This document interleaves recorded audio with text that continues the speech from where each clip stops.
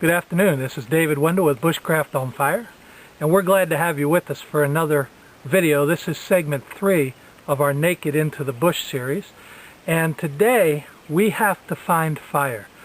We've been out now for the equivalent of about 8 to 10 hours, and we need water. Now, I know that there's a series of things that need to be done. There's shelter, there's fire, there's water, and there's food. The order varies depending on where you are. But in the bush, when you have nothing in your hands, in order to have water, you need to have fire because you have to have a way to purify that water. We don't have iodine tablets. We don't have chlorine tablets. So we're going to have to get a fire started in order to make that water palatable. And we're in a wooded area. We've got lots of willows, lots of sycamore. We've got some cedar, all of which are good for us to make a fire with. One of the things that I picked up on my journey was a piece of rosewood, and we're going to see if that might be able to help us as well. This is a seasoned piece of rosewood that's dried out, and you can just peel this bark off of here. The little nodules come off very, very easy, the thorns. So we're going to fix this up, and we're going to scrape it down and see if we can't make a hand drill out of this. Now let's go gather some materials from the local area here. I'm going to guess that this is dead sycamore. And I've got a piece right here that I can probably use for a fireboard. So we're going to try that out. Let's see if I can find anything else here. Nice rock. Might be able to use that as a kind of a chopper. There's a couple more. Let's see what these are. Oh, this one actually has a little indentation. So I may be able to use that for something. And this rock may have actually been used by some natives many, many years ago for something and got broken up. So we're going to go back over and see what we can do about getting this fire going.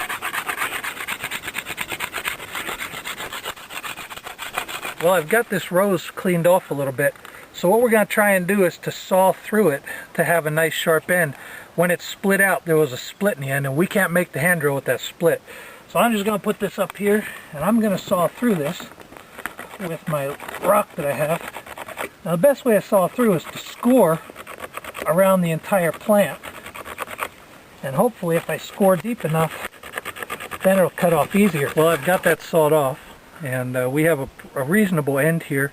Still has a little bit of a split in it, but I think we might be able to work along that. So what I'm going to do on the other end here, try and get this as straight as I can. You'll notice when I turn this now, it's a little curly toward the top, so I'm going to just go ahead and break that curl off so it's a little bit straighter. Let's go over and prepare our fireboard. Well, we've got the drill made, hopefully. This is our fireboard. This is just a piece of sycamore. What I'm going to do is try and use a thin edge of this. You can notice that this is very dry, it's very dead, and hopefully it's weathered enough that we're going to be able to turn a coal into that. So what I need to do is to start my hole, I'm just going to take this rock that I have and I'm going to twist a hole in here, and the closer I get this hole to the edge, the better. That's going to enable it so I don't have to try and cut so far through the edge for my dust to come out.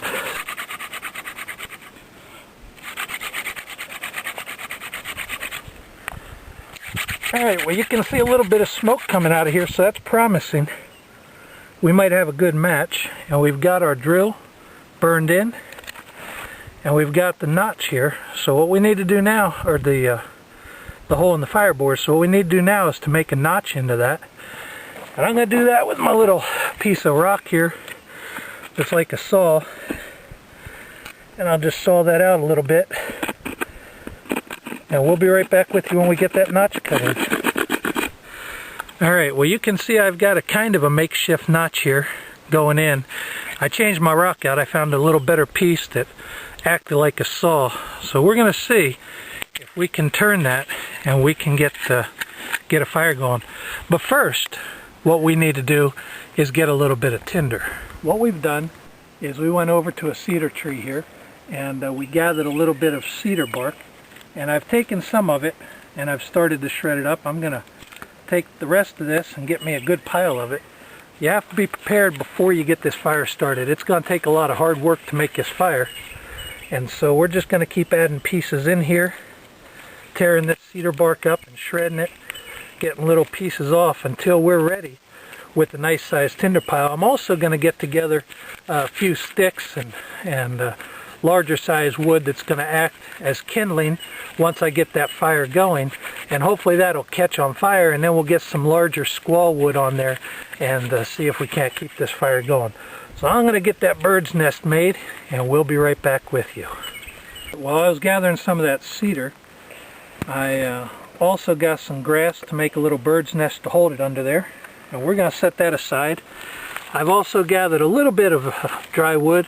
What I'm going to do is just break that into about 6 8-inch pieces, and hopefully once we get that flame going, we'll be able to get some of this dry wood on there. And you can hear that's very dry, good wood. You don't want anything that doesn't snap strong like that. If it bends the least little bit, then it's not going to be any good. So we're going to break this up, get some fuel on there. Now, just for the information, within 10 foot behind me, I've got a big pile of fuel wood, so I don't need to go gather that all right now. We just want to get this started up, get a flame going.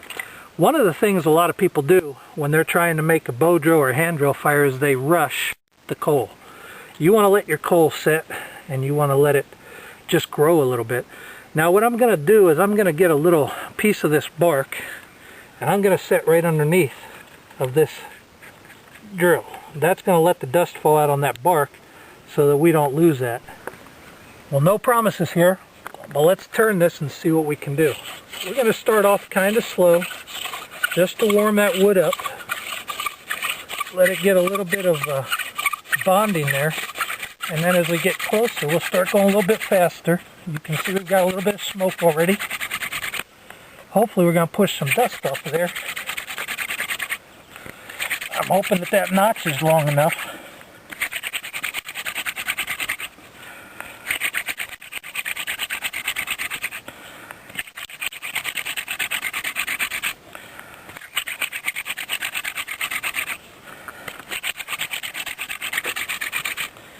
And once that starts smoking on its own,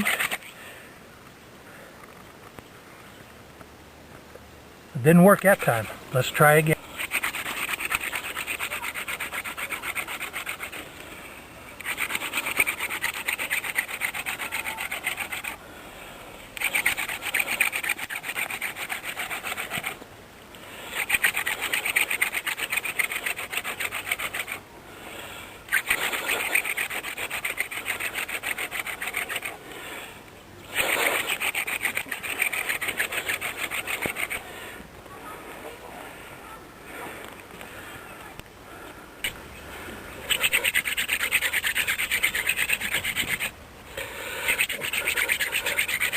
Like I said, I feel like my chest is about to explode right now. I just don't have any more energy in me.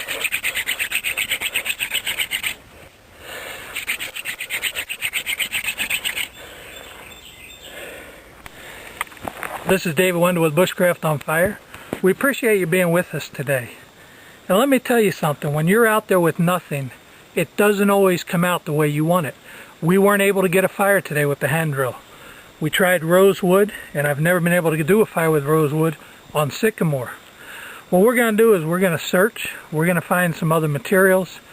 A bow drill would be pretty easy. We can make that in just a few minutes with willow on willow. But I want to try this hand drill again on another video and see if we can't get it going. Today I'm wore out, I can't do any more. So you join us again for another video. This is David Wendell with BushcraftOnFire, hoping that you have a great day.